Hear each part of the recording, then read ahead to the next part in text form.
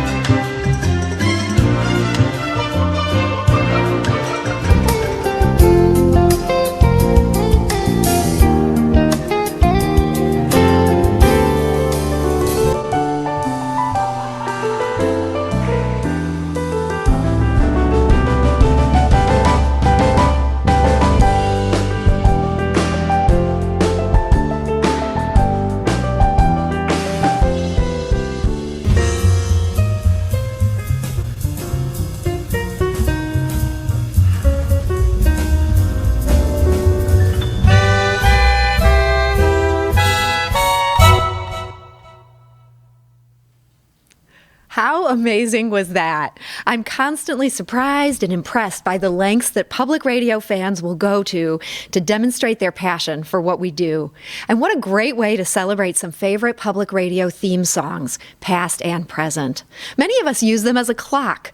The morning edition theme reminds us to get out of the house, and the marketplace melody nudges us to wrap up at work. While I wish I'd thought of it, this great tribute to public radio music was created and edited by superfan and classically trained pianist Catherine Lounsbury. It has nearly 4,000 YouTube views. The great choreography was done by Catherine, Luis Martinez, and Emily Lavengood. I have to assume they are also superfans, and they filmed in LA. Hi. For those of you who don't know, I'm Sarah Fensky, the host of St. Louis on the Air, and I'm thrilled to welcome you to our virtual Talk, Toast, Taste. Thank you for joining us tonight.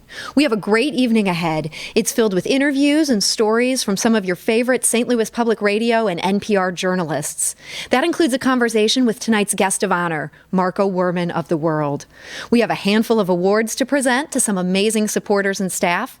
There are 15 exciting items up for bid in tonight's auction, and we're very excited to welcome all the way from Broadway, Hamilton star Miguel Cervantes, who will perform just for us.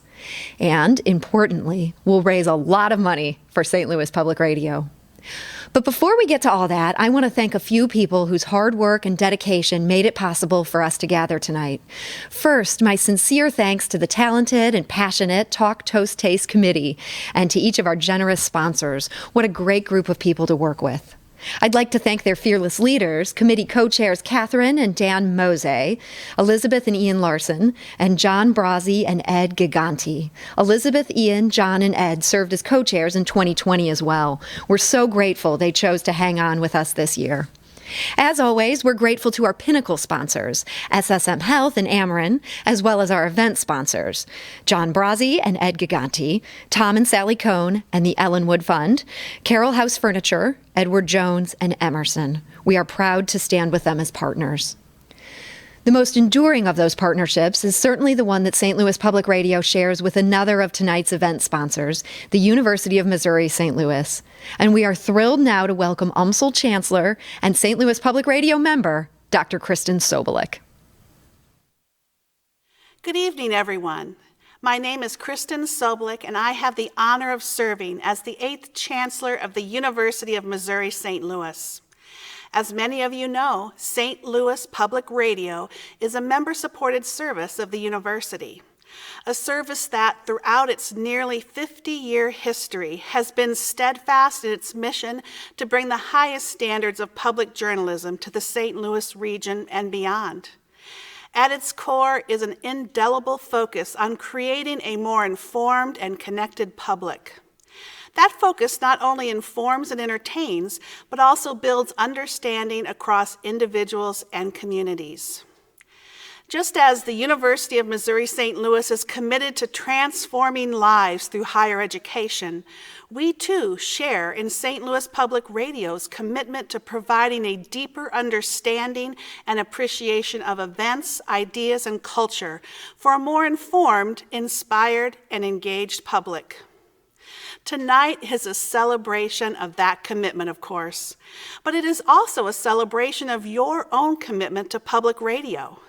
Your unwavering support ensures that St. Louis Public Radio will continue to enhance understanding and engagement and provide credible, thoughtful, and enriching programs for years to come. Understanding truly starts here. So thank you for being here with us this evening. We are so grateful to Chancellor Sobolik for her support of the work of St. Louis Public Radio and our incredible staff. More than 65 talented people work tirelessly to build the resources and connections necessary to foster the understanding our community needs. That includes reporters and accountants, hosts and fundraisers, and so many others. Nearly 2 years have passed since we were last together for this event, and so much has changed. We've all had to find our way in a constantly evolving landscape. And at St. Louis Public Radio, that has meant focusing on what we can uniquely offer the community. We've looked back through our nearly 50-year history and thought carefully about the next 50. We've talked to staff and stakeholders, to community leaders and listeners. And what we heard affirms what we thought. Our community needs local journalism that listens as intently as it informs, that uplifts voices, and builds a more engaged, empathetic, and empowered society. Our community wants to do more than just know. They want to understand. Tonight, we are proud to rededicate St. Louis Public Radio to that purpose. Understanding starts here. This is 90.7 KWMU St. Louis Public Radio, 90.3 WQUB Quincy, and 88.5 KMST Rolla. Broadcasting in HD from the University of Missouri St. Louis at Grand Center. It's a beautiful day today. Up next, something new.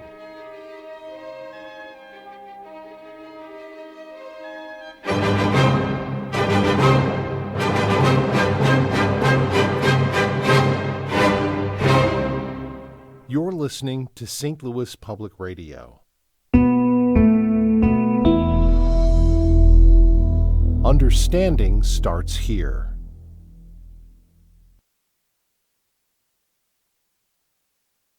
We Live Here podcast was sparked by the Ferguson uprising. During that time, St. Louis Public Radio really had to think about what it was covering and what it wasn't. And it found that there was a gap in coverage in terms of stories about race and class. And so We Live Here podcast was started by reporters Tim Lloyd and Emmanuel Barry. And me and Lauren see us as carrying on that legacy of sharing stories about race and class in St. Louis and beyond. What Ja and I bring to the show is a different audience. It's a different group of people. A lot of times we do accountability pieces where we go inside to see what's going on and we make sure that we get both sides of the story. I think that a lot of our listeners really enjoy that aspect of the show, and that's like the heart of the show. Lauren and I have, in some ways, a lot of creativity and independence with the We Live Here podcast. We feel like that is a really special privilege that we hold. We don't have to go with exactly what the news cycle is currently focusing on. We're able to take a broad topic for a season and do a deep dive into it, really dig into that topic in terms of its historical context and where it is now, and also highlight stories of change makers. The time when I feel like our work shines the most is when it's a complement to the work that the rest of the station does. When we're able to share the little stories, the articles that our colleagues are doing and how all those dots connect and say, this is what you need to be paying attention to. Their work has a pace that's different from ours, and it's really fun to be able to work alongside them. People are going through so much adversity, but at the end of the day, it's so many people that are really putting their lives on the line, putting their work on the line, putting their mental health on the line. make a change for not only St. Louis, but this country as a whole. I can think of a specific episode in Uprising, elections. And the people that we talked to are really out there, boots on the ground, making sure that people were educated about the changes that were happening, making sure that they were aware of these changes so that people can go out and vote, so that people can understand that they can make a change, that their voice matters. We were able to shine a light on those folks that were doing that very hard work. And I think specifically Black folks were doing so much during that time. They had to carry such a big weight during that time, and they were able to be open with us. They were vulnerable with us. They wanted to share their stories. And I think that is so important to me, that people trust us, that people value us, and people are not afraid to talk to us and open up to us because we give off that positive energy. We want to help them in whatever they're doing. And I think that's really important to me, and it's important to Jai as well. The other great thing that I love about We Live Here is that we can help people feel less alone. There's a lot of times where listeners have said to us, wow, I listened to this episode and I'm so glad you covered this issue that matters to me. And that happened really personally for me in the COVID-19 season. Really early on, I was able to talk to Asians and Asian Americans about how they're experiencing the pandemic, how they're protecting their families, how they started donating PPE and social distancing to protect the region, and also even donating ventilators. I was able to share my personal story of hosting a Lunar New Year potluck before everything shut down. And I was able to share stories about the rise of anti-Asian xenophobia. I want our listeners to know is that for every story of pain, there's also so many stories about inspiration, people trying to make a change in their communities. That's something that Lauren and I are really passionate about, making sure that the change makers, the organizers, the activists, the advocates, the scholars, the people who are always trying to look and learn from history, but also find ways to move forward, the people who are creative, the ministers who are thinking about how to put solar panels on their churches, the urban farmers who are trying to get healthy foods to their communities, things like that, things that remind our next generation that there is hope, that there is a way to turn this ship around. We're hoping that people, when they listen to our podcast, feel encouraged just as much as they feel informed. Hearing Jai and Lauren talk about their desire to leave listeners informed and inspired is a good reminder of what public radio does best. And it makes me even more proud to announce that Jai is among the 3 members of the St. Louis Public Radio staff receiving a Mary Edwards Award for Staff Excellence this evening. These winners were nominated by their colleagues and selected members of St. Louis Public Radio Friends Board. Each exemplifies the traits of the award's namesake: commitment to our mission, dedication, perseverance, and cooperation. While we hoped to deliver this before she retired last year, we remain thrilled to present the first Mary Edwards Award for Staff Excellence of the evening to former Associate Development Director Denise Hamilton. For more than 2 decades, Denise served as the backbone of St. Louis Public Radio's membership program, overseeing its evolution and expansion. She crafted messages that moved thousands of listeners to support the station, continually reminding them of their critical importance to our success. Denise's nomination was signed by each and every member of the development staff. Together, they wrote this: "It is a rare and fortunate thing to have a job in which you are supported and encouraged with the consistency that we get from Denise. From your first day on the job, it's obvious that she's invested in the success of her staff. She makes a concerted effort to share her thinking and to seek out yours. She welcomes being challenged and thrives on new ideas. But she also serves as an anchor, ensuring that we don't become so swept up in the new and exciting that we lose track of the journey." Congratulations to Denise Hamilton. Her impact and influence are still felt every day. Now, this year's Mary Edwards Award for Staff Excellence goes to not just 1, but 2 of my incredible colleagues. The first goes to St. Louis Public Radio's chief engineer, Daryl McQuinn. He is a 35-year veteran of radio engineering, including, coincidentally, a couple of years in the 1990s at KMST Rolla. Daryl has spent most of the last 4 years keeping St. Louis Public Radio on the air. In nominating him, his colleagues said, "With the help of his team, Daryl's goal is to keep the state-of-the-art equipment and computers in top shape so that the rest of the staff can do their jobs without frustration."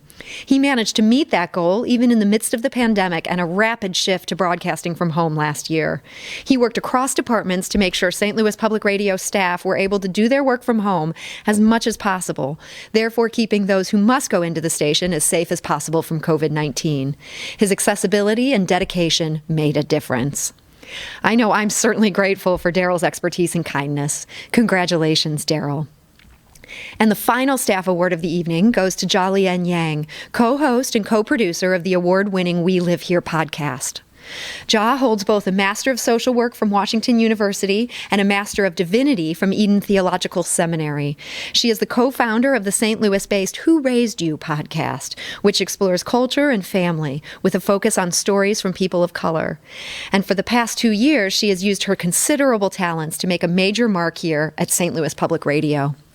Jia's colleagues describe her leadership and generosity, writing that she is always there to lend a helping hand. In the hardest of times, she uses her social skills to uplift and motivate the people around her. And when times got rough during the pandemic and We Live Here lost 2 positions, she stepped up to keep things afloat. Jia takes the initiative to learn the things she may not know and has proven her loyalty and willingness to learn every day.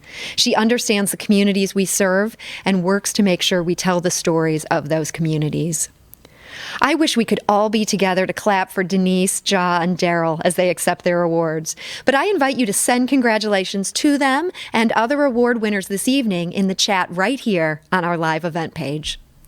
And while you do, please enjoy the talented Yannon as they perform Highway 44, a favorite from the recent series of St. Louis Public Radio house shows.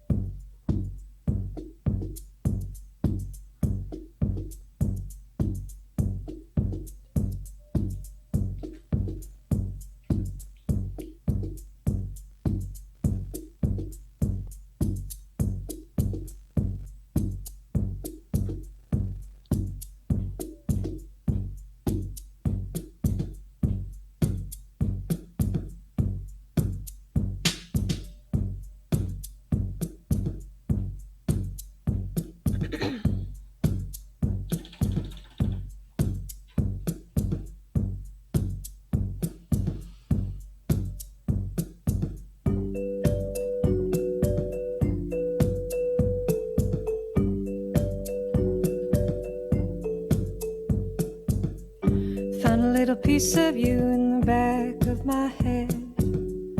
Couldn't remember a single thing that we said, but I feel it every other day.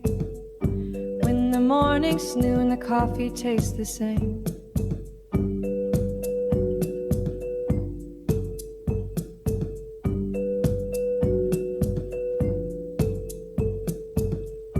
When the honeybees come out in the spring, who knew pollinators could sting? What's new is good, what grows is food for other days and other moods, but the smell of this air, it can wear and tear.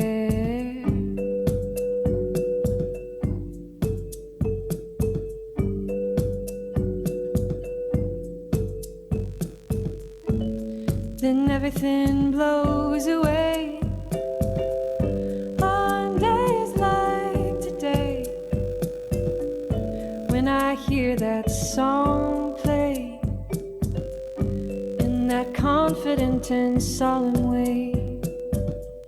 I know why you soar down Highway 44. Packing tape and shores of safe transport, sealing in the next storyboard. But it must be done with trust in hands. Bottoms will fall out, you're left with a dustpan. But something still smells sweet, coming back to this familiar street. Butterflies are back in town, but they're flying to a different sound. Learning to see, learning to leave it be. In a few months I'll see Vopacula sleeping in the sky again. She's not counting what has tamed me, but reminds me of you now and then. No, she's not counting what has tamed me, but reminds me of you now and then.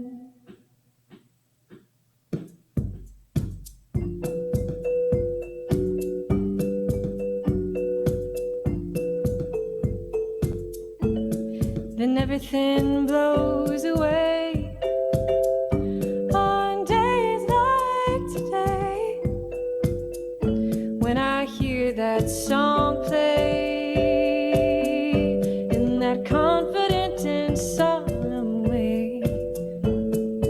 You like to soar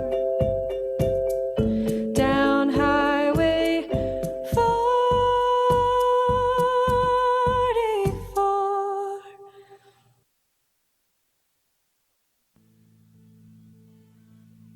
As I think back on the several years that I've been an education reporter here, trying to wrap my head around all of the school systems, getting to know the difference between a traditional school district, a charter school, a magnet school, trying to figure out how to go deep into student data. It's been a lot, and I have gone from having to ask so many stupid questions in every interview to having people now reach out to me. To go from being the newbie to being a little bit of an expert on the field has been great, and I think that allows me to go a little bit deeper with every story and to pack more information in. I try to help our audience understand what is happening in classrooms by going there myself and trying to spend as much time as I can listening to kids, listening to teachers, and just trying to sit back and observe and watch what's happening. I love to spend time in classrooms. I love to spend time with kids and try to get to know them and the challenges and the struggles that they're going through.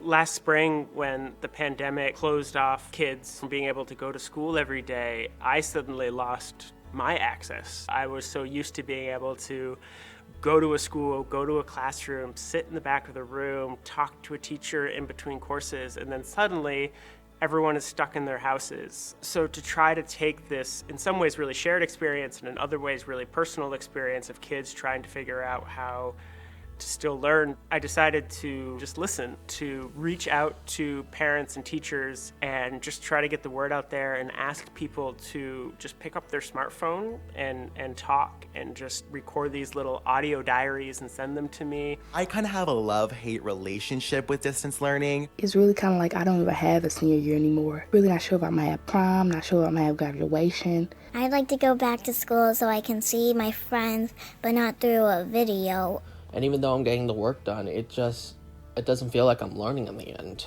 It's like I'm in the house all day, every day. But it's kind of nice to just like sit and work and do your work, and I can listen to music and just have fun with it. You would expect a lot of kids to say, oh, this is great, it's just like snow day after snow day, I get to sit home and play video games. But yeah, a lot of kids were telling me that they now realize how hard their teachers have it and how much they miss just being able to raise their hand and ask for help. They miss their friends, they miss passing time, they missed going to lunch.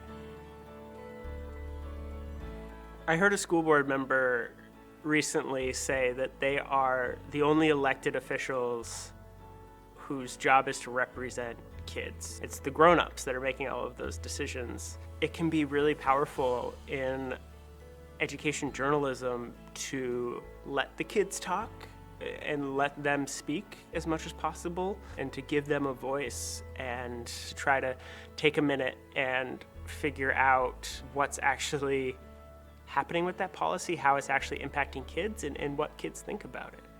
The nature of the news business, it's a lot of summarization. But there are moments that it is important just to take a deeper breath and to listen and to let that tape run a little bit longer, to let them get not only the last word, but the first one and all the words in the middle too.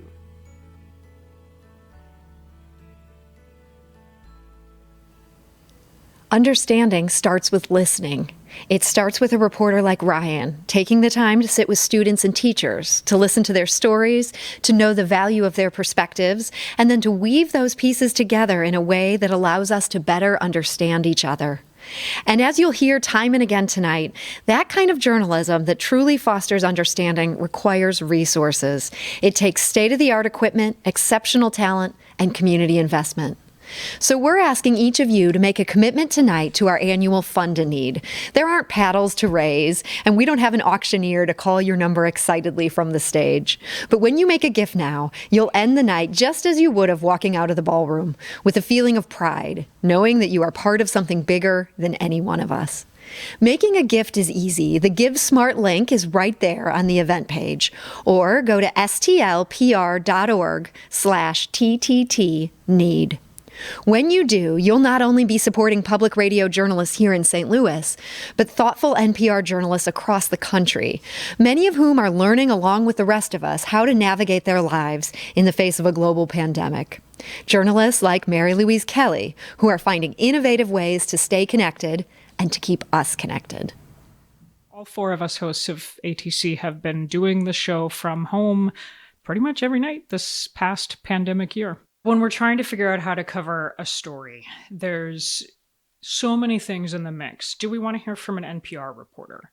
Do we want to hear from a newsmaker? Do we want to hear from a real person? Is there time to do all of those things? There are moments where the right thing to do feels like to hear from the lawmakers who are debating that. There are moments where it feels like the right thing to do is hear from a real person who's struggling to pay their rent or struggling to find a job, and how this would impact them, and hear a personal story. There are moments where you want to get out to a part of the country you haven't heard from, which is harder, frankly, right now while we can't travel. So we're finding creative ways to try to tell these stories, reaching people on Zoom, reaching people on FaceTime, figuring out how to tell their stories. One example of how we've gotten creative during production in this pandemic, when it is harder for our team, whether it's hosts, producers, reporters, to get out and about and travel. I interviewed a woman recently in Michigan where they'd had horrific flooding, and we were debating, how do we cover this? Do we hear from a reporter there who can tell us X inches of rain fell and this dam has broken and this has happened? How do we make it feel real? How do we make people feel like they're there and they're hearing from somebody whose life has just been turned upside down? And we FaceTimed her so that I could describe, we're going down the stairs into the basement. All right, here we are, rounding the corner down. I see the basement stairs. Ugh, yeah, I see water. I'm so sorry. And so we have a floating basement, so it looks dry until I step on it. And now I feel like I'm walking on Mars. Leaves and branches floating past us. Oh my God, I can hear the floorboards under, like way under your boots. And it's really emotional. So, I think I worry more about the people who have lost it all. So bringing people there just brings the story to life in a way that connects you, in a way that you can't get just through a reporter piece. So we've really tried to think hard about how can we tell the stories of the people who are being impacted. How can we think about telling that story in a way that feels like you're there, like you're living it too, like bringing that story to you. One of the things about this year is that it has upended all of our lives, like all of us in different ways. and all over the world, and we have all lived through it together. Some of the most powerful interviews I have done over this last year have been with a man in Wuhan, China, named Piso Seke, a stranger. I've never met him. We begin this hour with the view from Wuhan. That's the epicenter of China's coronavirus outbreak. And today, the World Health Organization declared that the outbreak is an international public health emergency. I spoke earlier today to Piso Seke. He's a business consultant who has lived in Wuhan for 5 years. I asked, when did he last leave his house? So the last time I left my home was about 5 years ago. There were no cars, there were no buses. We could only see 1 or 2 people. It's like literally a ghost town. We're just like sitting ducks. And it felt a little like I had a friend on the other side of the world and in the city in China, where all this started, who was sharing advice and sharing he got how lonely it could be. And we talked about how excited he was to get his first slice of pizza the day he was allowed to leave his apartment for the first time in many weeks. What kind of pizza did you get? So I got a Hawaiian pizza. Oh, good. Extra cheese always. It felt good. I'm just grateful for being alive. I'm grateful that I was able to see this day. We talked about he's not married and how hard it was not to date for all that time. And to listen to this voice on the other side of the world and to be able to share that with everyone else, this common window of our humanity. And through the dark, across however many thousand miles, to hear somebody else who was living through what we were living through was powerful. And it has felt on our better days that NPR is trying to help keep us all a little bit sane, a little bit safe during this pandemic. And I just want to say thank you for being out there listening and supporting and pushing us to ask hard questions and bring you those voices from all over the country, all over the world in this moment together. A little bit sane, a little bit safe. It's what we all count on from public radio, and it's what we hope we deliver every day. It's always great to put a face to a voice, and we are grateful to Mary Louise Kelly for being with us tonight. More surprise guests are ahead, but first I want to remind you that tonight's Fund a Need is open, and we are counting on each of you to make a contribution. Please do that now through GiveSmart or at stlpr.org/TTT-need. Speaking of St. Louis Public Radio supporters, I am thrilled to have the opportunity to present both the 2020 and the 2021 Golden Microphone Award winners. The Golden Microphone Awards are presented to individuals and organizations that support St. Louis Public Radio with an investment of both time and treasure. It recognizes those who have supported our mission and exemplify our core values, volunteers who personify what it means to be part of the St. Louis Public Radio family. We are delighted to announce 3 Golden Microphone Award winners in 2020 and to add 2 more names to that list for 2021. Our first 2020 awardees are Yvette and John Dubinsky. Yvette and John have been dedicated St. Louis Public Radio listeners and supporters since 1989 and Cornerstone Society members for almost 2 decades. They've opened their home to public radio listeners and leaders alike, and they've been active at a national level as well, with each serving on the NPR Foundation board. We're grateful and proud to have them as partners and to award a Golden Microphone in honor of their outstanding contributions and service to public radio. The second 2020 Golden Microphone Award goes to Nancy Hawes, whose dedication to St. Louis Public Radio and the St. Louis community is remarkable.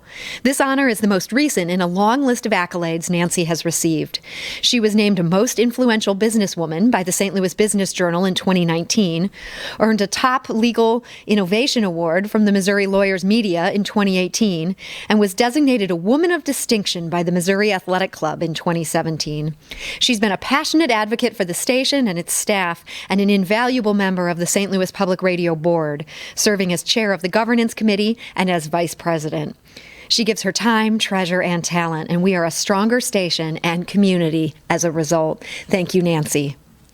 We're also thrilled to present the 2020 Golden Mike Award to Marie DeVilla. Founded by Joseph and Georgiana Linneman, Marie DeVilla started as Missouri's first retirement center. It opened in March of 1960 with 26 rooms. In 1964, it doubled in size, and in 1980, doubled once again. In 1982, construction began on the Villa Estates.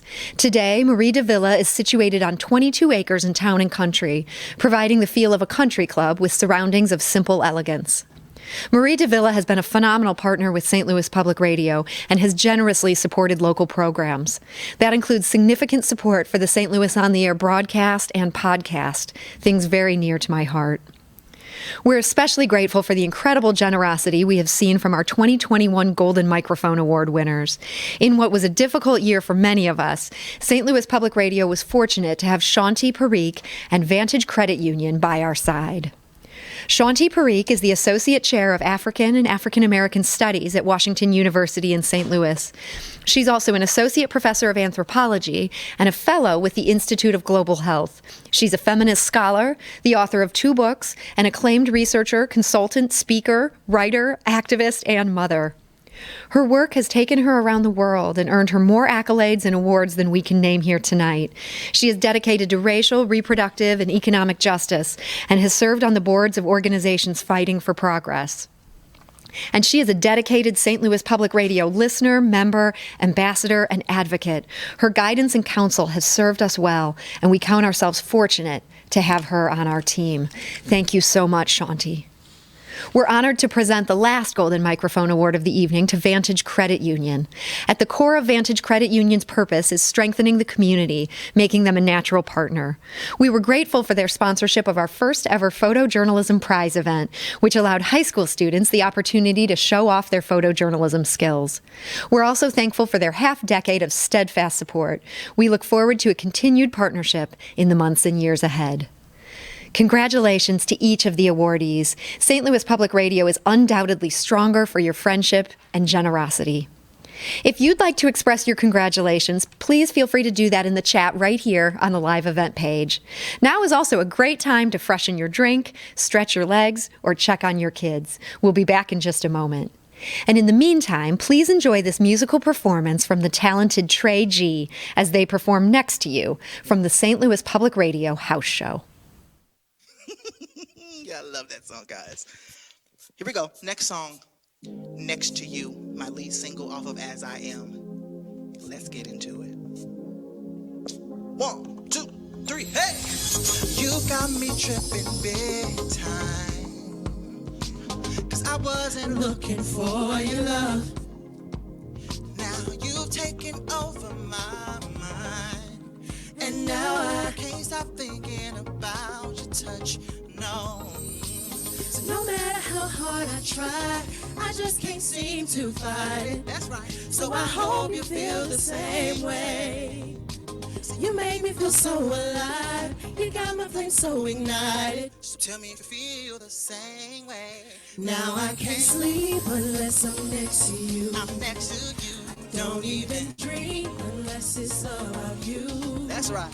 Now I can't eat when I'm without you. Can't breathe when I'm without you. Can't when I'm without you. Here we go. Come on.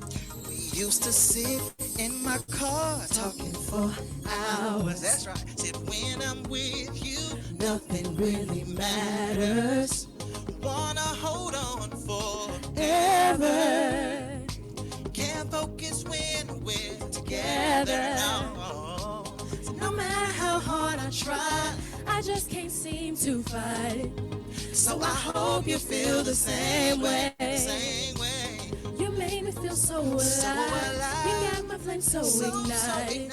Tell me if you feel the same way. Now I can't sleep unless I'm next to you. I'm next to you. Don't even dream unless it's about you.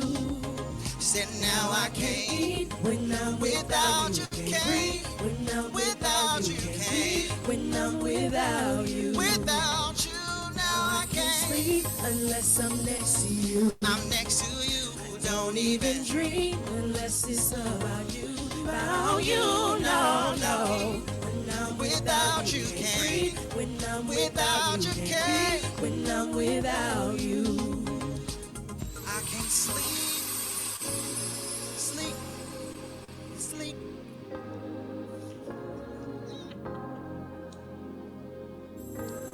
next to you. Hello, St. Louis. This is Daniel Estrin, NPR international correspondent in Jerusalem.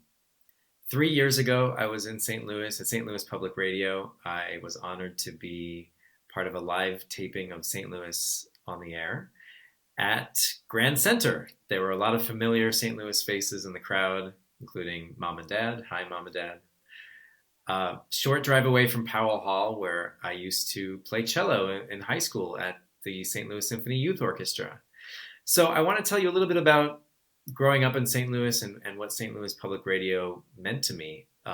It was a soundtrack. Growing up in my high school years, I'd wake up to the clock radio, tune to St. Louis Public Radio, listen to Morning Edition, walk down the hall to the kitchen, and hear the same story on the radio, tune to NPR in the kitchen, hop in the car, drive down Lindbergh Boulevard on my way to Ladue High School, and Steve Inskeep would be accompanying me on my way to school. And I just remember those moments in the morning of being transported somewhere else, to a different country, hearing about people I would never meet in my life. And it's a thrill that now that is my job, to deliver stories, to capture the spirit of a place and tell a story on the air. It is an immense responsibility because not only from a place like Jerusalem, where there's such intense interest in the dramas that happen here, but the work is hard.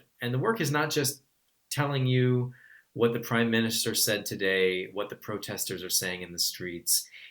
It is the immense responsibility of capturing the spirit, the mood of a place and a person in a moment in time, and essentially taking the time, hours, to speak with strangers, to get out of your comfort zone, to spend hours talking to people, to try and understand where they're coming from, and then delivering that to you back home. So for me, bringing the news is not just about the headlines. It takes enormous patience, resources, time to boil something down, to capture its essence, to try to walk a mile in someone else's shoes, and to try to understand where someone is coming from. To me, that is the essence of being a person who is awake to the realities of the world around us. And that's the power of storytelling. So the next time you're driving to Schnucks or doing the dishes and listening to St. Louis Public Radio and you hear me or some of my colleagues telling you a story, I hope you'll remember just how much time, resources, patience, and care go into boiling down that issue to just a few minutes to tell you what's happening in my corner of the world. That's an email I have to answer from NPR. I'll see you soon, hopefully. Time, resources, patience, and care. Those are the ingredients that set public radio journalism apart. They're the pieces that are so often lost in other news outlets, and they're essential to understanding. This year, the St. Louis Public Radio newsroom has told stories about national, regional, and local elections, women leaving the workforce, healthcare workers, a tool bank for black farmers, and even the artist known as Clownfus Presley. Each of those stories requires an investment of time, talent, and resources.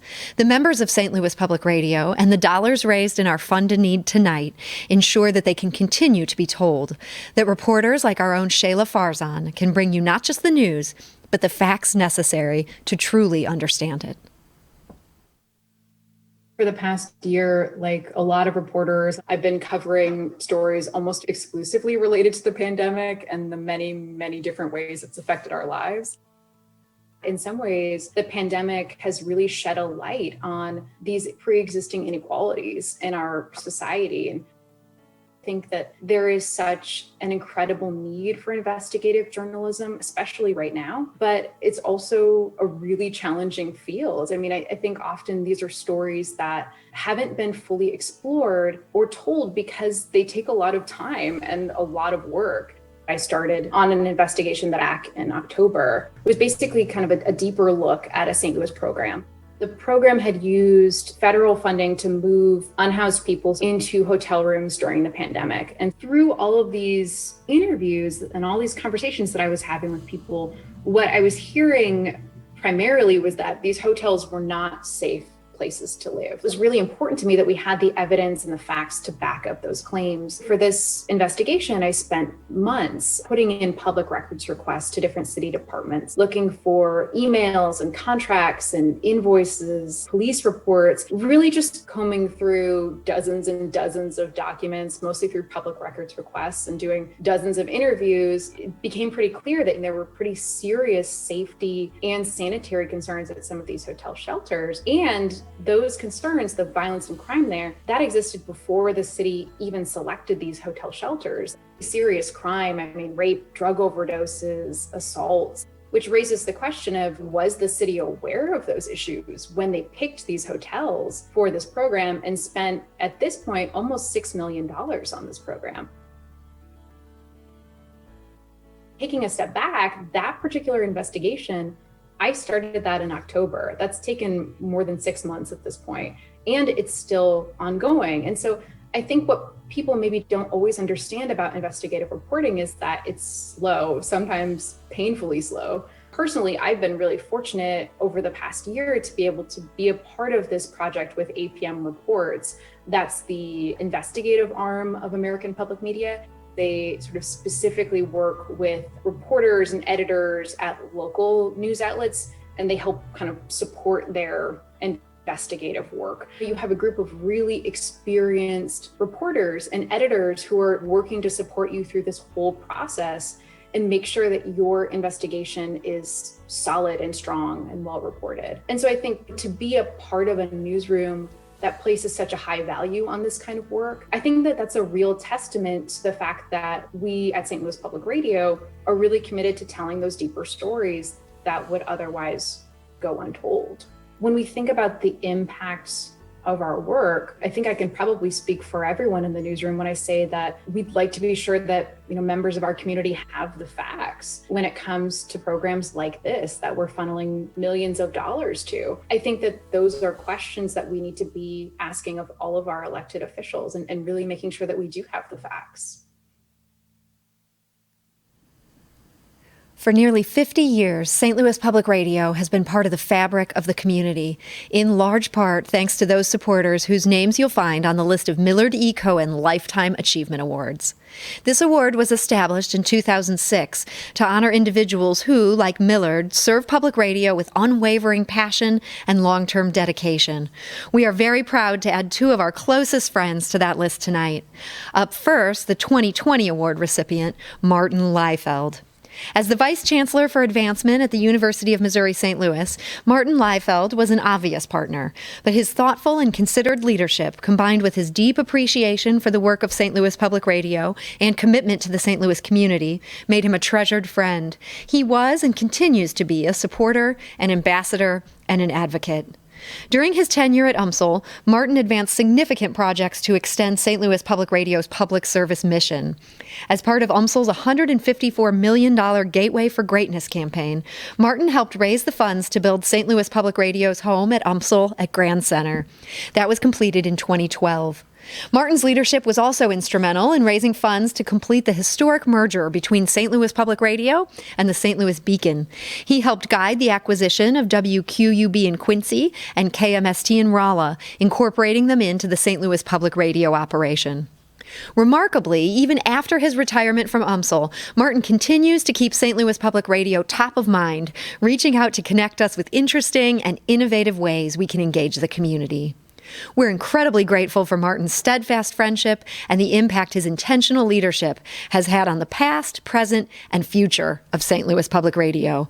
And I am proud to announce him as the recipient of the 2020 Millard Cohen Lifetime Achievement Award. Now, Martin Liefeld is a hard act to follow, but there is no one better suited to try than the winner of the 2021 Millard E. Cohen Lifetime Achievement Award, Diane Katzman. When you meet Diane for the first time, a few things are immediately obvious. She's dynamic, full of energy and new ideas, ready to rise to any challenge. She's creative, harnessing her considerable professional experience to challenge the status quo and propel forward movement.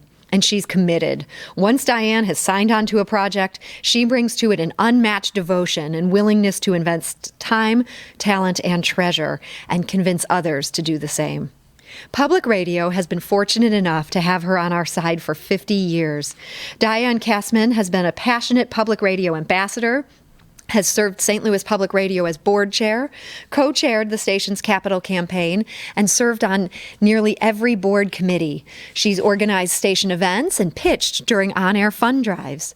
A 2007 Golden Microphone Award honoree, Diane Kastman Design created branded jewelry and accessories for NPR and St. Louis Public Radio, as well as hundreds of other nonprofits and Fortune 100 companies. Diane's commitment to St. Louis is evident in everything she does. That makes her the obvious winner of the Millard E. Cohen Lifetime Achievement Award. Now, while we didn't intend to award the 2020 and 2021 recipients together, it is fitting that we recognize Martin and Diane on the same evening. There may not be any other two people who so naturally embody the traits St. Louis Public Radio hopes to inspire in its listeners. I would love for people to come away from the conversations that we have on air with maybe a greater sense of empathy for what people in their community are going through. Of course, a better understanding of the issues so that when they go out to talk with their friends and family, they feel like they can talk about these things with some greater nuance. With a talk show, I think it's really important to foster understanding through great conversation. We want you to be entertained while you're learning about things. Monday through Friday, we put together multiple conversations a day, everything from arts and culture to here's a pretty serious issue affecting our region. We talk with everyone from people in St. Louis, Rolla, and Quincy. Basically, wherever our station can be heard, we want to hear from people in that area and hear the stories from those areas. I love that I get to talk with researchers, with people who are experts in their field, public officials, but I think sometimes my favorite parts of our segments are when you hear from people who are affected by the news. That really brings broader understanding to the issue. One example of that, I would say, is my connection with St. Louis physician Dr. Mimi Vo. Dr. Mimi Vo is an advocate for medical marijuana, and I thought it would be interesting to have on a physician who was ready to sign the medical cannabis prescriptions so people could go to dispensaries. And then I wanted to find a doctor who wasn't ready. Actually, her sister, Dr. Mai Vo, and it was interesting to see the back and forth, and we talked about medical cannabis. They've gotten this for medical conditions. What are some of the ways you've seen your patients use it? I have a young girl in my practice who's using cannabinoids for her seizures. I have an older patient who's using it for their B-cell lymphoma, as some who are using it for their chronic pain, chronic knee osteoarthritis, or rheumatoid arthritis. So, Dr. Maivo, that all sounds so good. What has you concerned? I guess my main concern is that at this point, I think research is there and it's ongoing, but it is kind of limited. And then in December of 2020, Dr. Mimi Vo emailed me saying, we're starting to see doctors at major hospitals and healthcare workers get vaccinated, but there are these small clinics that are being left out. Dr. Vo was really concerned about her father, who worked at the Vo Medical Clinic on South Grand Boulevard. He's a 77-year-old physician, and he really wanted to be in the clinic working with COVID patients. So they really wanted to get him a vaccine. We just have been told that the supply is limited. We don't know yet what will happen and how the outpatient clinics will be able to get a vaccine. After we had that conversation, some movement started in Missouri. Now he's gotten his second dose, and now he's able to work in the clinic again alongside his daughter and help the community. It was a really great discussion that wasn't being had at the time. And, that came through that source-journalist relationship with Dr. Mimi Vo, and I really appreciate that she trusted St. Louis on the Air to tell her story. People don't know where to go for information. There is so much disinformation out there, and when it comes to things like a global pandemic, that's a really serious problem. I really appreciate when I hear from our audience that they trust what they hear on our airwaves.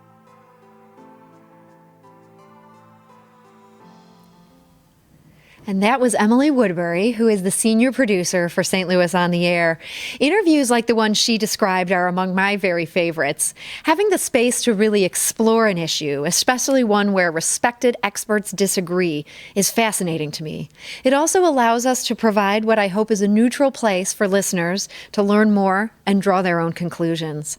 But I have to say, I also really enjoy the opportunity to celebrate some of the more lighthearted and uplifting work being done in the region. Just this last week on St. Louis on the Air, we followed a donated piano's journey to a new home, thanks to the organization Pianos for People. We've also talked to local entrepreneurs, to poets, to musicians, and people trying new things. In fact, almost exactly 2 years ago, we talked with Travis and Gina Sheridan about their home, the first in St. Louis to be built from shipping containers. And tonight, you can bid on a chance to tour that home and the North City neighborhood surrounding it as we launch the Talk, Toast, Taste live auction. Now, I can't wait to tell you about all the items we have on the auction block, but first I have an update. They've just given me this information. It turns out that so far we have more than $30,000 in fund in need that's been raised. We do have a $100,000 goal throughout this week, and so we're still looking for more donations, but $30,000 is something to be proud of, so thank you for that. And now, let's pull the golden ticket winner. For those of you who don't know, we sold 100 tickets for $100 each, and the winner gets the item of their choice from tonight's auction.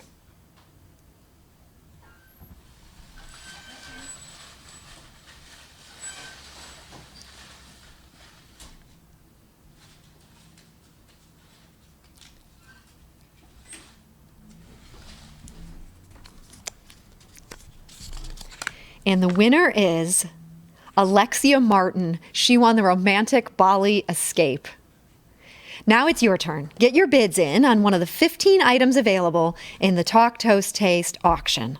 Hang out with Travis and Gina at their container house, play an 18-hole round of golf with Diane Schur, go on a shopping spree at Carroll House Furniture, or commission a custom oil painting of your home. If great food and drink is your thing, check out the 4 private chef experiences you can bid on. Learn to make gnocchi, Mediterranean braised chicken, Southern barbecue, or how to mix the perfect drink as celebrity chefs join you and 7 of your friends for a live virtual lesson from the comfort of your own kitchen. Or let our friends at Butler's Pantry cook for you when you bid on a year's worth of worry-free holiday meals for up to 10 people. We've got a beautiful handcrafted custom guitar, trips to Bali, Cabo San Lucas, Fairmont Banff Springs, and Napa Valley, and perhaps most exciting, 2 tickets to see Hamilton on Broadway, an on-stage meet and greet with Miguel Cervantes, that's Hamilton himself, and a $1,000 gift card for travel and expenses. If you're not yet familiar with the talent of Miguel Cervantes, stick around. His performance is coming up in just a few minutes. But first, go to talktoasttaste.givesmart.com to learn more about each item and to place your bid. The auction closes at noon on April 16th.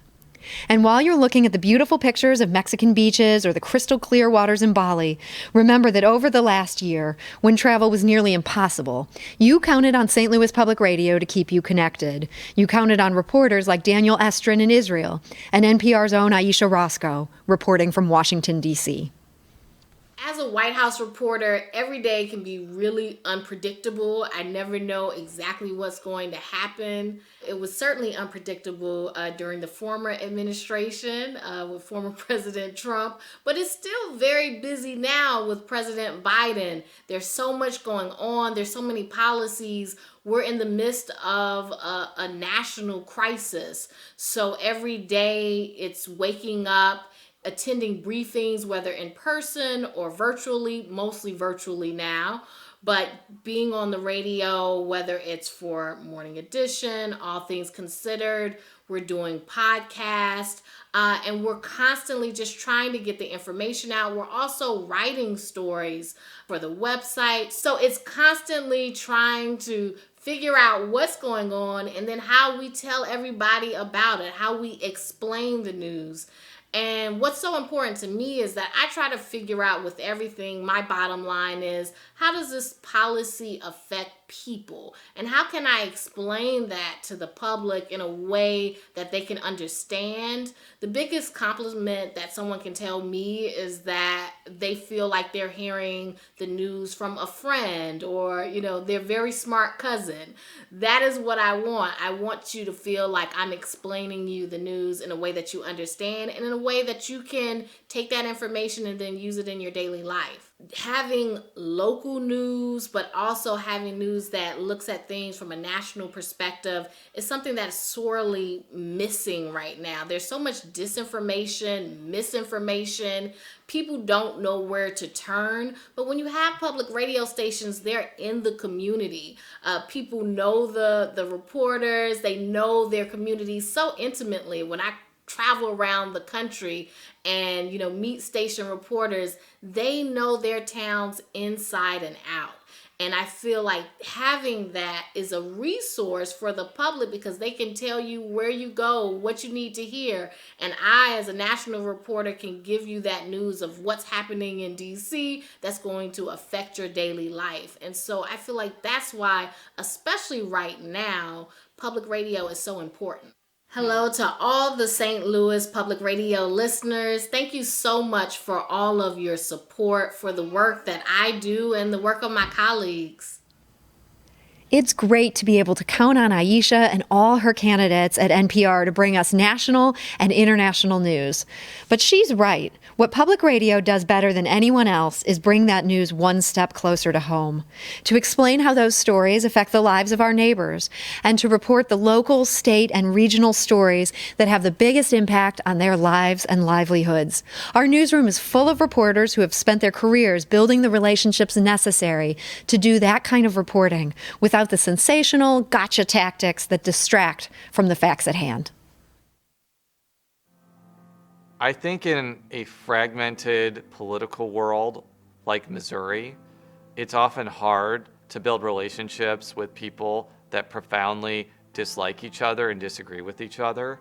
I think that what you can do to build those bridges, so to speak, is to be upfront and honest with people about your intentions, explain what your story is actually about and not trying to blindside them. I actually think politicians, especially high-level politicians, like it when they're challenged, but challenged in a respectful way where their intelligence isn't insulted. I've never been one that has thought that you have to be belligerent to be successful at extracting information from people.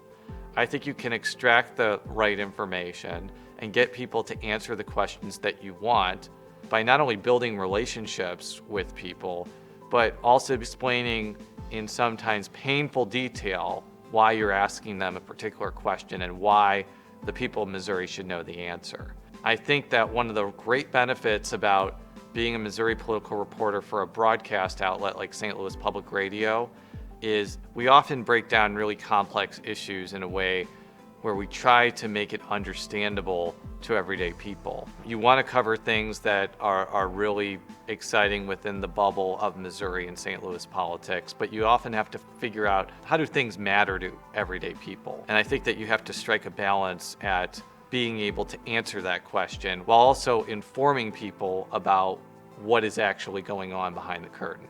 One day you're covering a St. Louis County Council meeting, the other day you're covering a U.S. Senator deciding not to run for re-election again. That's one of the great things about having my particular position is that I can kind of move between local, state, and federal politics and decide to really chomp at the bit at big issues and big political controversies that matter to people. What you are about to hear is an interview I conducted on March 30th with Vice President Kamala Harris. So we opened up a mass vaccination site at America Center Convention Complex, and it will have the capacity to administer 3,000 shots a day.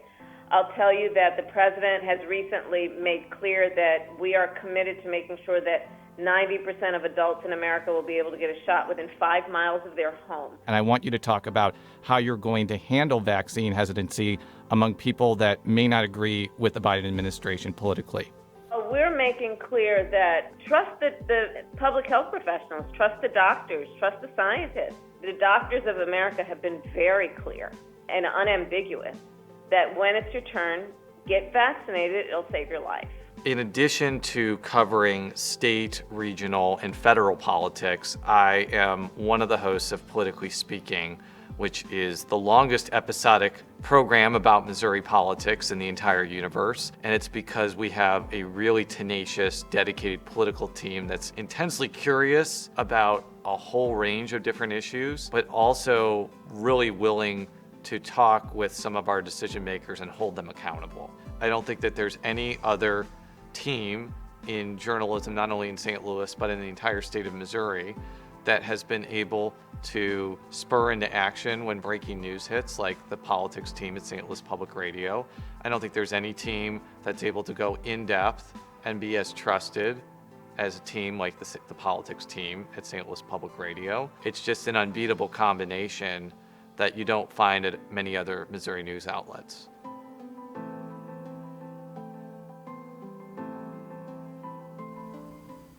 A few weeks ago, in preparation for tonight's program, I sat down with Marco Werman, the longtime host of The World. That show brings perspective to St. Louis Public Radio listeners, and I enjoyed getting to hear how they pull it off every day.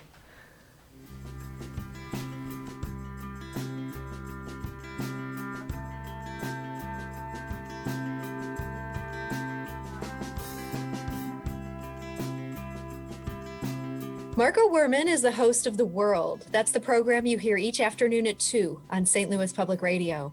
It's a news program that connects you with stories from around the globe. The focus is on people at the center of the day's events and how their lives intersect with ours. Quite the mandate, Marco. Welcome. Thank you very much, Sarah. It's great to be here. So, Marco, you're not just the host. You're also a senior editor, and you lead a team of producers and reporters. How do you start each day? Around 8:30, after making coffee, Patty Daniels, the show producer, she gathers the whole team in the newsroom, which is now a virtual newsroom on Zoom. We kick around kind of a number of high priority stories that we feel can be actionable that day. Along with some of those stories are reporter packages that have already been brought in by editors. But most importantly, the producers and reporters have also been reading into the news. And usually since the end of the previous day's edition. And so they're bringing their own ideas to the morning meeting. And quite often that is the cream that rises to the top of, the day's agenda. And quite often those ideas lead the show. But since last year, I've been doing all this from home. And when that meeting is over, I go out, I take my dog for a walk, I come back and I have a little more coffee. And I come to value the time that I don't have to commit to commuting. It's given me the mental space that I need to really kind of deal with the relentless pace that this job demands. When we have our morning editorial huddle at 8:30, already a lot of names about interview guests that people we might speak to are being kind of raised. So I will literally be walking around the block in my neighborhood with my phone and, names will be coming in from producers. Starting around 10, I'm going to be standing in front of the microphone, almost on a treadmill, interviewing a bunch of people who are actually probably going to be really fascinating. They're going to fill me in on things that personally I want to know about. It could be fighting government corruption in Beirut or a rapper in Canberra, Australia. So how many interviews do you do in a typical day? Usually it's about 6. I have a limit on no more than 1 per half hour, which is kind of crazy. I should probably say no more than 1 every hour, but we're dealing with a lot of time zones. You can't really be picky. Sometimes interviews with the Far East have to happen at 7 or 8 in the morning before our meeting even happens. Generally, it's somewhere between 6, 7, 8 interviews a day. And so how do you prepare for those interviews? Say you have a day with 7. What goes into the individual interview? We've got a great mix of producers in our newsroom, people who have specialty areas in different countries and different topics. The producer will offer me their kind of deep insights on the story, and then will give me a couple of pieces of copy, and I'll dive in. A lot of our interviews are not going to run long. So we're taking on subject matter that can get really detailed, but I know that at 4 or 5 minutes per interview, there's not going to be a lot of detail that we can get into. So we can get into the what, we can get into the why, and then we put a lot of value on the human connection between our guests and our listeners. So even an expert who may not be the kind of person that you would tell a human-centered story around, always got to get to that question, why are you passionate about this subject? Why have you committed your life to working in this area, demining of landmines or climate change or human rights in Russia. So I let those kind of two things guide me, my producers and their knowledge, what they've given me to read in on, and also understanding that there's a kind of practical aspect to doing all these interviews in one day and how deep we can actually go.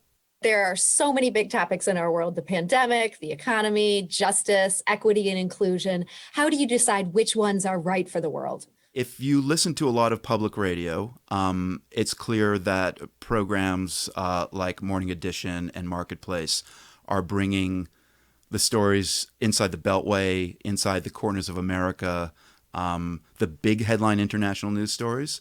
So that kind of leaves the rest of the world to us. We do tackle the big international news stories, but if we look at like the pandemic and the economy, social justice issues and human rights, the pandemic is clearly an international news story. It's global, has stories around inequities in different communities as a result of the pandemic, stories that we've done. Audrey Tang, Taiwan's digital minister, who has organized an incredible technological approach to getting screened, tested, and vaccinated. So that's an international story. I think about the economy. That is also clearly our story, because what happens to supply chains around the globe in Vietnam or Mexico, and how does that impact the American economy and vice versa.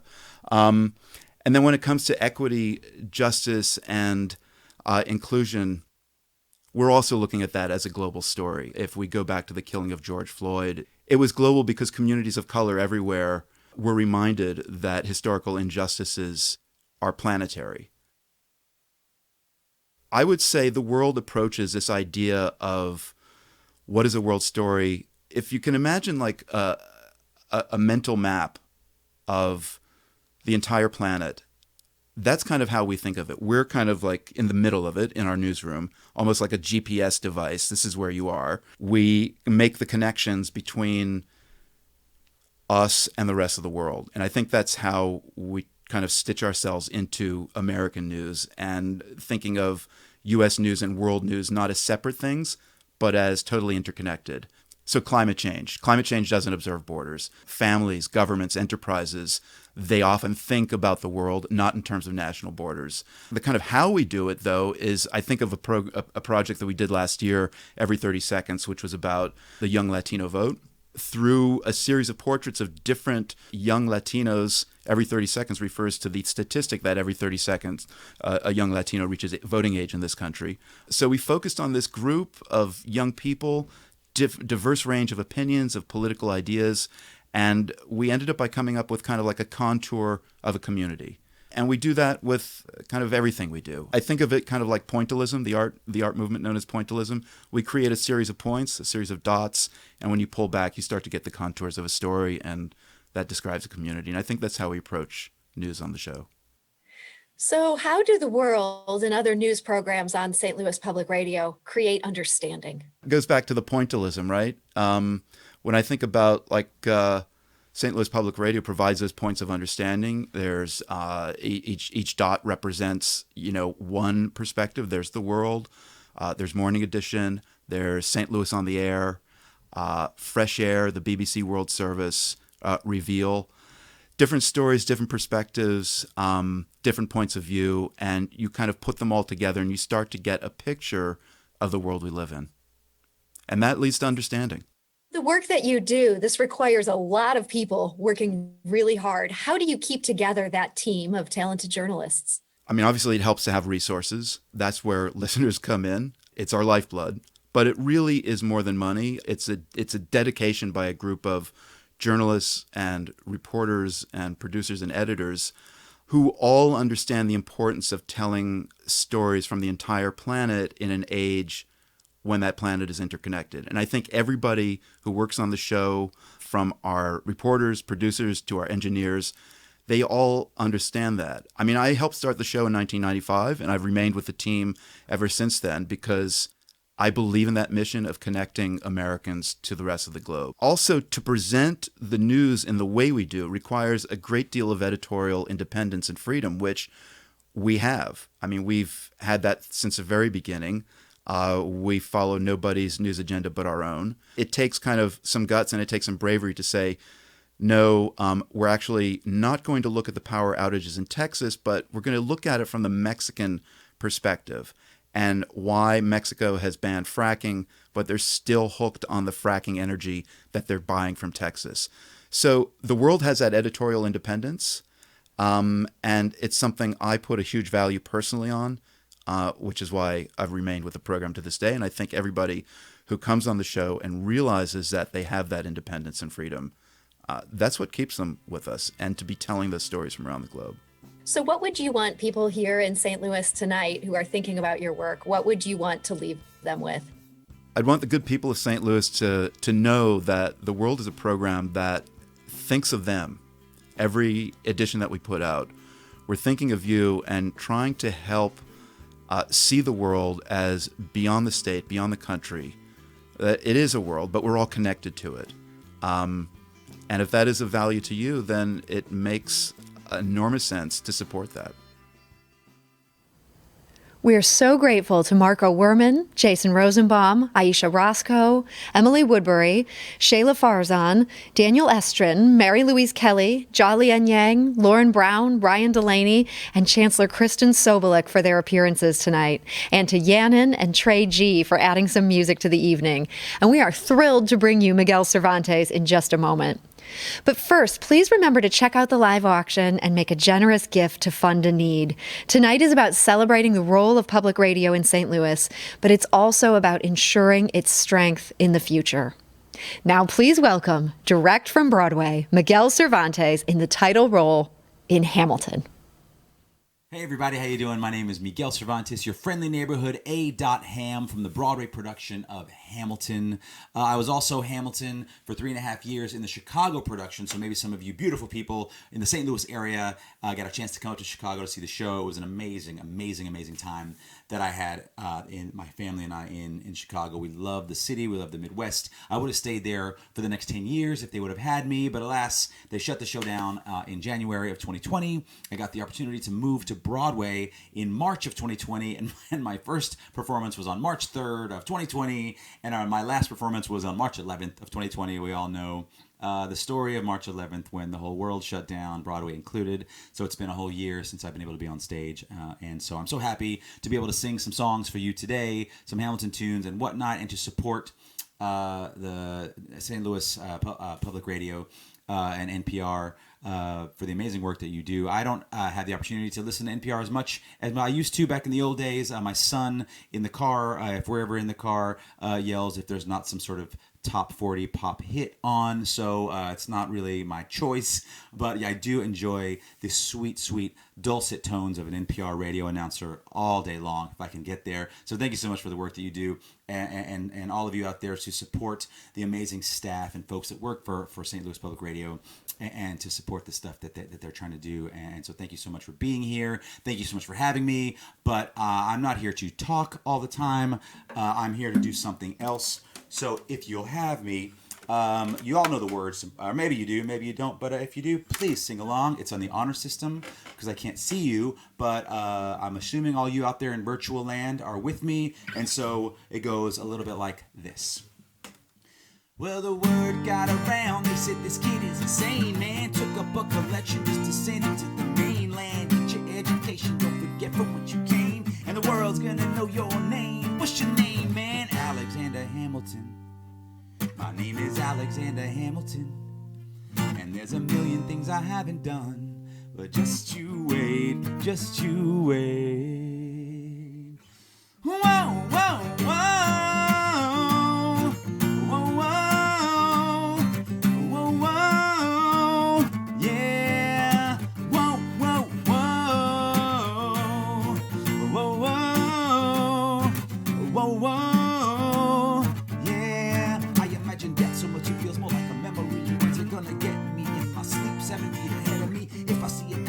Run or do I let it be? Is it like a beat without a melody? See, I never thought I'd live past 20.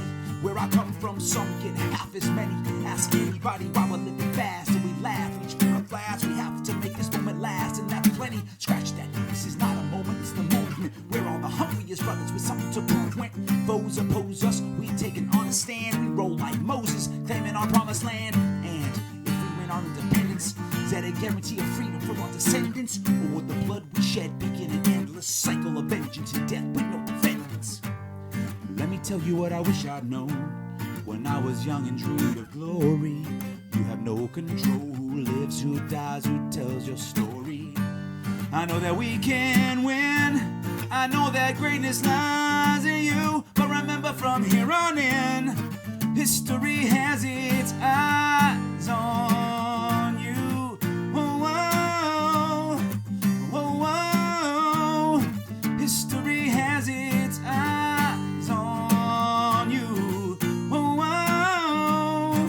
oh, yeah. I'm past patiently waiting. I'm passionately smashing every expectation, every action, then after creation. I'm laughing in the face of casualties and sorrow. For the first time, I'm thinking past tomorrow, and I am not throwing away my shot. I am not throwing away my shot. Hey yo, I'm just like my country. I'm young, scrappy, and hungry, and I'm not throwing away my shot. I am not throwing away my shot. I am not throwing away my shot. Hey yo, I'm just like my country. I'm young, scrappy, and hungry, and I'm not throwing away my shot. Whoa, whoa, whoa.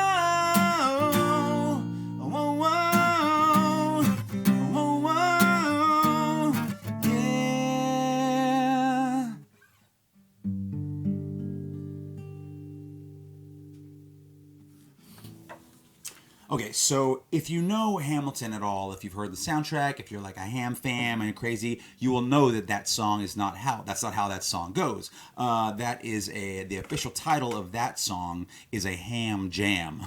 It's where I take a bunch of Hamilton songs and jam them all together into one. Funny thing about Hamilton, my character, is that I don't really sing a lot of songs by myself. Most of the songs I sing are kind of a duet or other people are involved. And my shot, there's like 28, the whole cast is involved. So it's tough to sing too many songs alone. So I like to just jam a bunch of them together and make it into one tune. So there you go. That's the Ham Jam.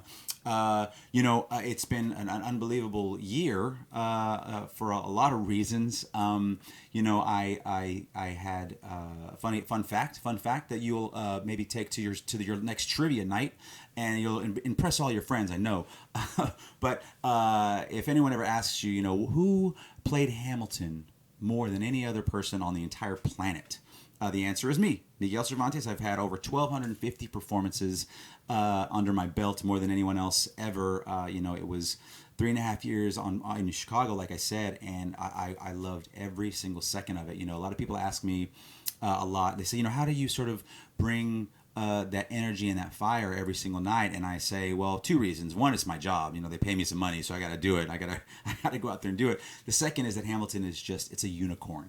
It has gone so far beyond just theatrical success, and it's moved into social and political and sort of touched an audience that never would have really gotten involved, and the messages that we send on stage have really resonated with young people and old people and everyone in the middle. And so it's sort of a phenomenon that I'm sort of just holding on for dear life to stay part of it. It's been such an unbelievable journey. For me personally, as an actor, and to be part of something like this, and for my family, it's been amazing. So it makes me really sad to know that we're shut down for a little while longer. I don't know exactly when. I don't have any inside information. Don't ask me. I don't know for sure. I'm kidding. I don't know, and that was a terrible wink. But I don't actually know when we're going to start back. But hopefully, it's more sooner rather than later. It's felt a little bit in this last. Sort of year, like we're all kind of in this whirling storm, a lot like a hurricane. You see what I did there? I think you'll see what I did with there. Hurricane is one of the songs in the show that Hamilton gets to sing in the second act. It's a beautiful song. I hear it's really lovely to watch on stage. I'd love to see it one time. The stage swirls around, Hamilton's story. Hurricane sort of destroyed his town, and that sort of prompted him to write his way out of the situation and find his way back to find his way to the United States and begin his journey there. So this is a song from the show, second act, called Hurricane.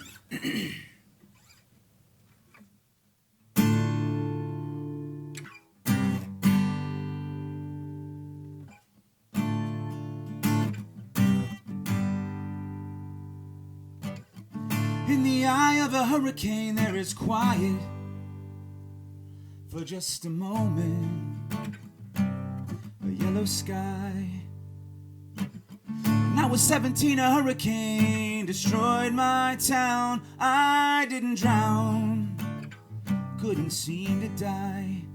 I wrote my way out, wrote everything down far as I could see. I rode my way out. I looked up and the town had its eyes on me. They passed the plate around. Total strangers moved to kindness by my story. Was enough for me to book passage on a ship that was New York bound. I wrote my way out of hell, I wrote my way to revolution. I was louder than the crack in the bell. I wrote Eliza love letters until she fell. I wrote about the Constitution and defended it well. And in the face of ignorance and resistance, I wrote financial systems into existence. And when my prayers to God were met with indifference, I picked up a pen, I wrote my own deliverance. In the eye of a hurricane there is quiet for just a moment, a yellow sky. I was 12 when my mother died. She was holding me. We were sick and she was holding me. Couldn't seem to die. Wait for it, wait for it. I'll write my way out. Write everything down far as I can see. History has its eyes on, overwhelm them with honesty. This is the eye of a hurricane. This is the only way I can protect my legacy. Wait for it, wait for it, wait for it, wait.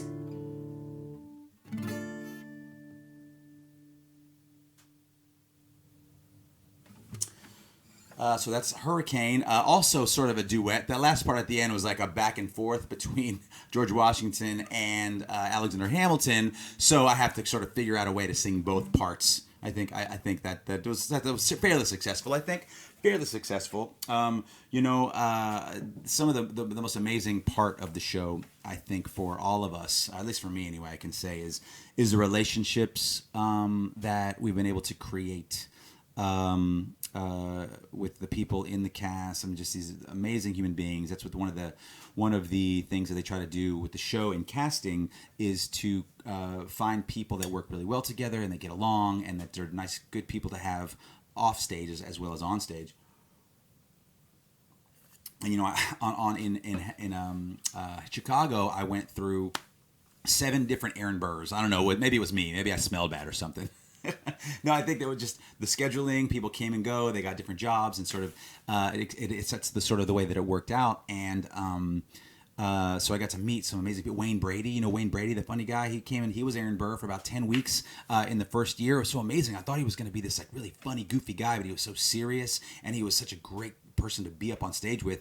One time, there was the guy who played Chris Lee, who played Jefferson, and there's a number in the second act called We Know, and it's like, did Alexander Hamilton, we got you. And those aren't the words. I can't remember the words. It's a good thing we're going to have rehearsal before we start back up on Broadway, because I got to remember these words.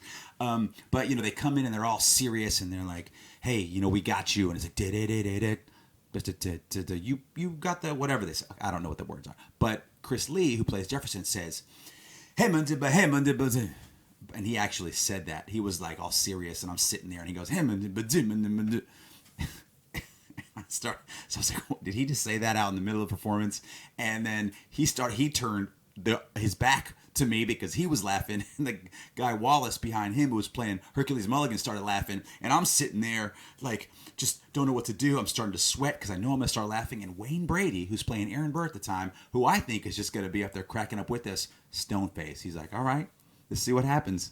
So, because he's a pro, he doesn't laugh, but we're up here laughing. So it was such a cool thing to be up there with so many different people. One of these people that I got to meet, who's become a dear friend of mine, actually was our George Washington on Broadway.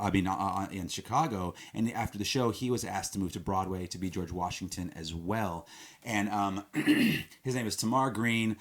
He is as talented as he is a good human being. I think it is a dead tie as to which is the bigger quality of this guy. So I'm actually going to see if I can get him to come join us right now. So let me see. I'm going to call him up real quick. I'm going to call Tamar and say, hey, buddy, let's see if you can come and join us here. Let's see. I'm going to call him up. Here you go. Hey, Tamar. Hey, what's up, man? Hey, can you jump on this call? Can you jump on the screen real quick? Yeah, let's see. Let me see if he can come. I think he's going to come. Hang on. All right, go. Yeah, right now. Yeah, right now. Come right now. Yeah, yes. Now. All right, let's see if he comes on. Let's see. Dude. Oh, there he is right there. Tamar, what's up, man? Ladies and gentlemen, Tamar Green, Broadway's George Washington. Say hello to all the people, Tamar. What's up, y'all? This man is insane. I love him to pieces. How are you all doing today? I'm hoping you all enjoying today and excited for these songs. We're going to sing some things together, I guess. Let's do it. So listen, we got to. He was on Broadway before I was. We got to the show, I guess, a couple years together. In Chicago, and then he started on Broadway, and I got to join him on Broadway, and then 11 days later we all shut down. Yeah. So I love like I said before, there's a lot of songs in the show that that we don't get to sing, that I sing. Hamilton doesn't sing with other people, but there are a lot of songs that they sing together. So I'm gonna wonder if tomorrow, would you sing with me? Are you kidding me? Absolutely. Let's do it. Beautiful. I love it. Okay. And this is a song that neither of us actually that's not true. I sing this song. He does not sing this song on the stage, but it's a beautiful song, so we want to sing it for you. It's one of my favorites. Today. I love it. It's called Dear Theodosia. All right. And you're going to take the Aaron Burr part. Okay. Yeah. You got the part? Dude, I got you. Yeah. Okay. All right, cool. Here we go. Ready? All right.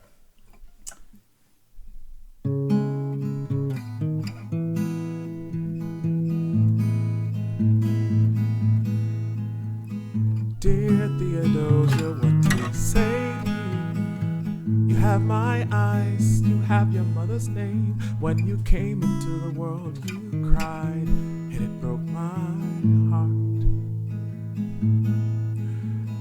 I'm dedicating every day to you.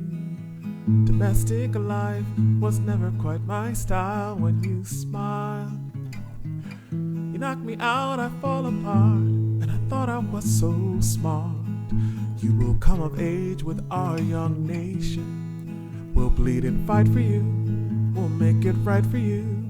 If we lay a strong enough foundation, we'll pass it on to you.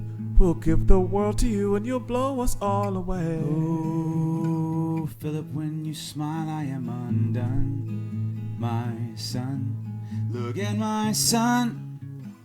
Pride is not the word I'm looking for. There is so much more inside me now.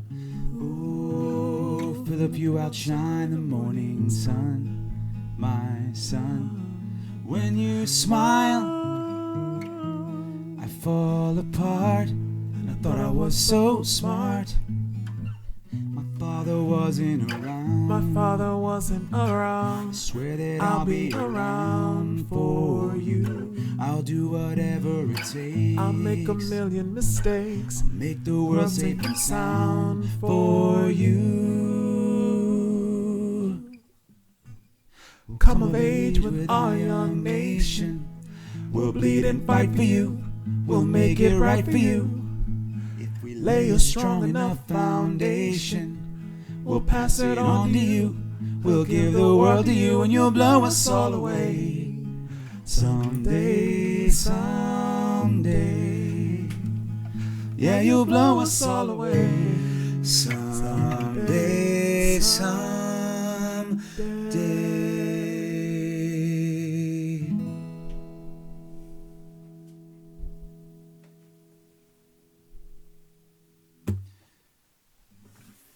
I love it. Thank you, man. That was beautiful. Ladies and gentlemen. Tamar Green as Aaron Burr. Tamar Green, George Washington as Aaron Burr. Don't let that get you confused. When you come see the show, I'll definitely be George Washington. Yes. Burr songs. But you know how that goes. Yes.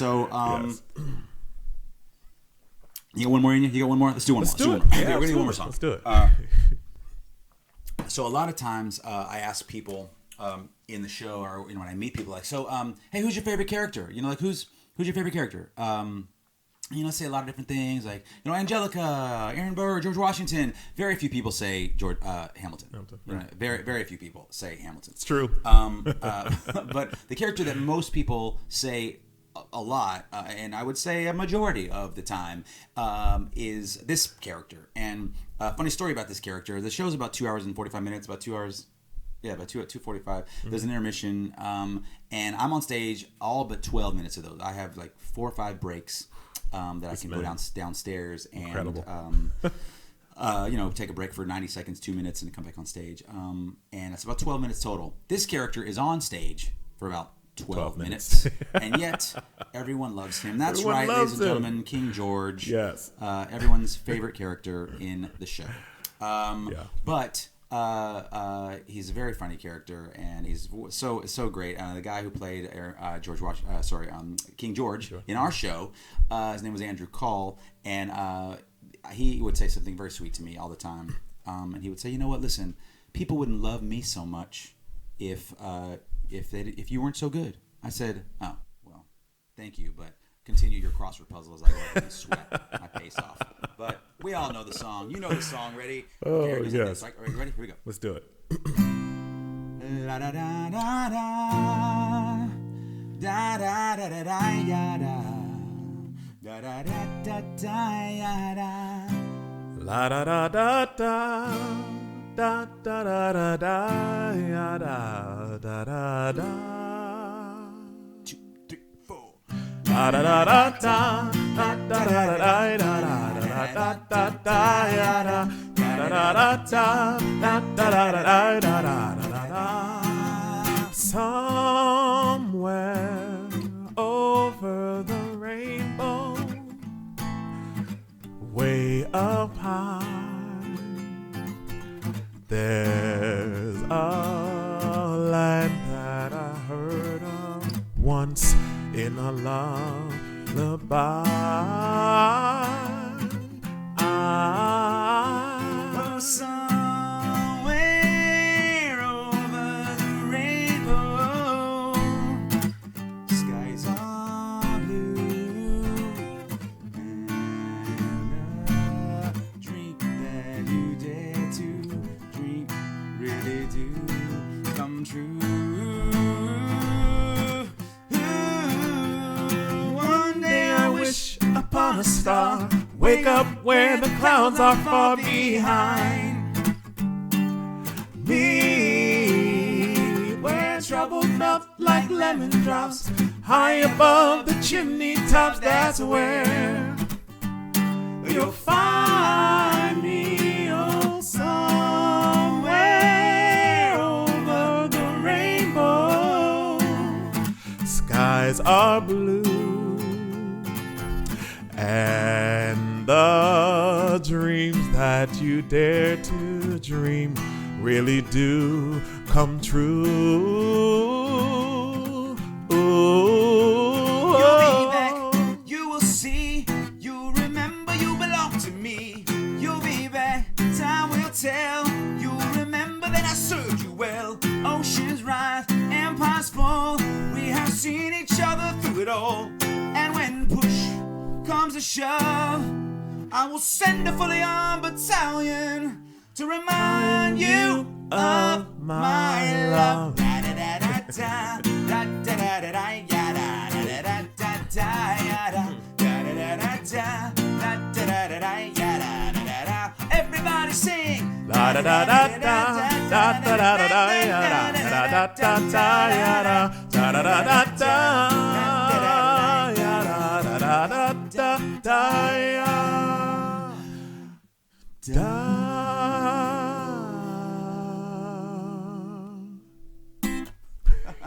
Ladies and gentlemen, Tamar Green, George Washington on Broadway. Thank you so much, buddy. I will see you so soon, Thank you man. so much. All right. Love you, brother. All right. Take care.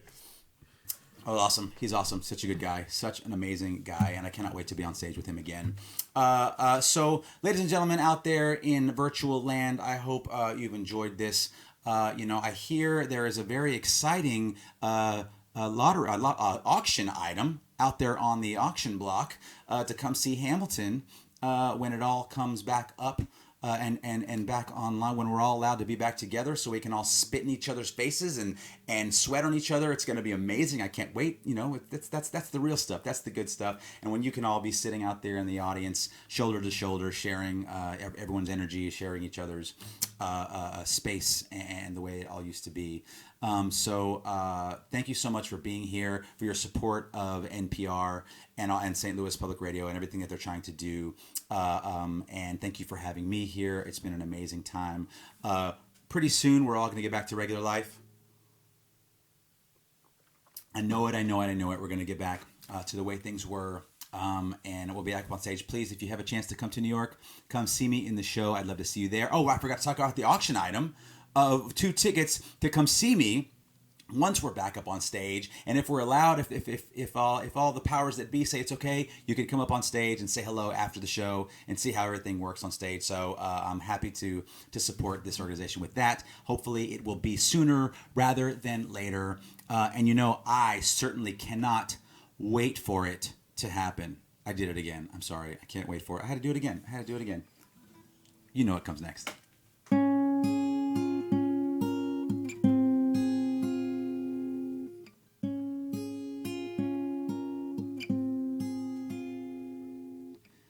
Theodosia writes me a letter every day. I'm keeping the bed warm while her husband is away. He's on the British side in Georgia, trying to keep the colonies in line. Oh, he can keep all of Georgia, Theodosia, she's mine.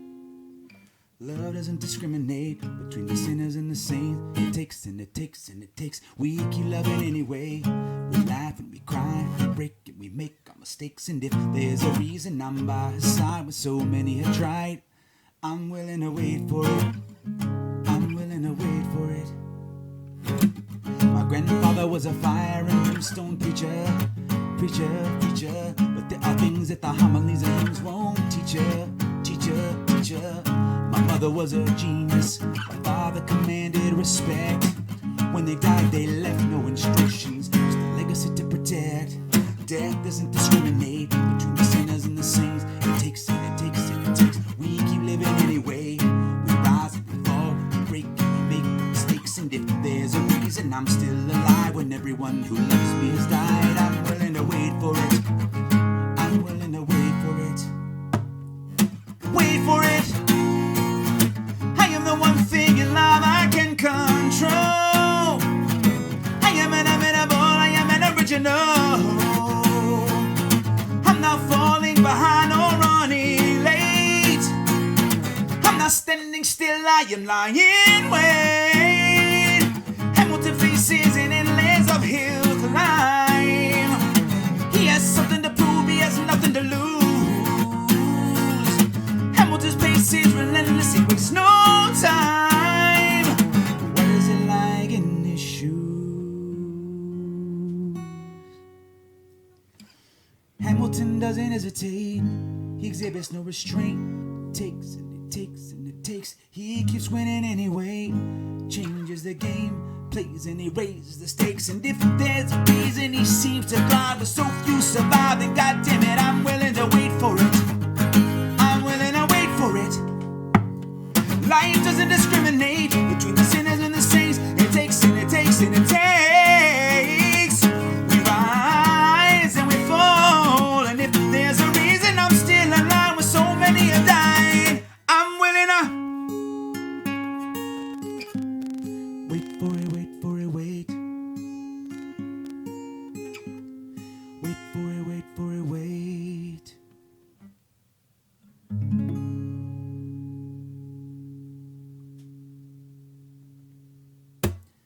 Thank you so much, everybody. Stay well, stay healthy. See you soon. Mwah. What an amazing performance. And don't forget, you can bid right now for 2 tickets to see Miguel perform on Broadway. Congratulations again to tonight's award winners, and thanks so much to the entire Talk, Toast, Taste Planning Committee and to committee co-chairs Catherine and Dan Mose, Elizabeth and Ian Larson, and John Brazzi and Ed Giganti, without whom this evening would not have been possible.